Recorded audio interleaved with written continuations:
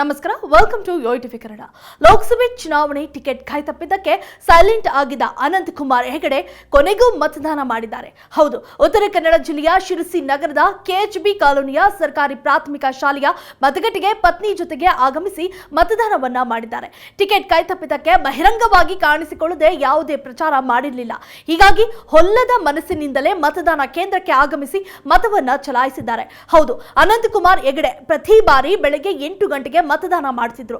ಆದ್ರೆ ಇದೇ ಮೊದಲ ಬಾರಿಗೆ ಸಂಜೆ 4:30ಕ್ಕೆ ಮತದಾನಕ್ಕೆ ಆಗಮಿಸಿದ್ರು. ಎಲ್ಲರಂತೆ ಸರತಿ ಸಾಲಿನಲ್ಲಿ ನಿಂತು ಮತದಾನ ಮಾಡಿದ್ರು. ಶಿರಸಿಯಲ್ಲಿ ಮತದಾನ ಮಾಡಿದ ಬಳಿಕ ಮಾಧ್ಯಮದವರೊಂದಿಗೆ ಮಾತನಾಡಿದ ಅನಂತ್ ಕುಮಾರ್ ಹೆಗಡೆ, ಮತದಾನ ಮಾಡುವುದು ದೇಶದ ಜನರ ಕರ್ತವ್ಯ.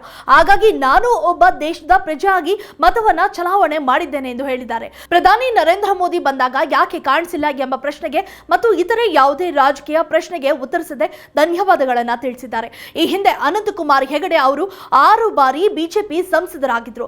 ಈ ಬಾರಿ ಕೂಡ ಟಿಕೆಟ್ ಸಿಗುತ್ತದೆ ಎಂಬ ನಿರೀಕ್ಷೆಯಲ್ಲಿದ್ದ ಅವರು ಡಿಸೆಂಬರ್ನಿಂದ ಮಾರ್ಚ್ ವರೆಗೆ ಕ್ಷೇತ್ರಾದ್ಯಂತ ಸಂಚರಿಸಿ ಚುನಾವಣೆಗೆ ಪ್ರಚಾರ ಆರಂಭ ಮಾಡಿದ್ರು. ಆದ್ರೆ ಕೊನೆಯ ಹಂತದಲ್ಲಿ ಟಿಕೆಟ್ ಮಿಸ್ ಆಗಿತ್ತು. ಆ ಮೂಲಕ ಟಿಕೆಟ್ ವಿಶ್ವೇಶ್ವರ ಹೆಗಡೆ ಕಾಗೇರಿ ಅವರ ಪಾಲಾಗಿತ್ತು. ಹೀಗಾಗಿ ಮುನಿಸಿಕೊಂಡಿದ್ದ ಅನಂತ್ ಕುಮಾರ್ ಹೆಗಡೆ ಇದುವರೆಗೂ ಬಹಿರಂಗವಾಗಿ ಕಾಣಿಸಿಕೊಂಡಿರಲಿಲ್ಲ. ಒಂದೇ ಒಂದು ಹೇಳಿಕೆಯನ್ನ ಕೊಡದೆ ಫುಲ್ ಸೈಲೆಂಟ್ ಆಗಿದ್ರು.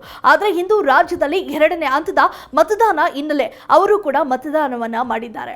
If you like this video ಬೇಗ ಲೈಕ್ ಮಾಡಿ, ಕಾಮೆಂಟ್ ಮಾಡಿ, ಶೇರ್ ಮಾಡಿ ಹಾಗೂ ಯೋಯೋ ಟಿವಿ ಕನ್ನಡವನ್ನು ಸಬ್ಸ್ಕ್ರೈಬ್ ಮಾಡಿ.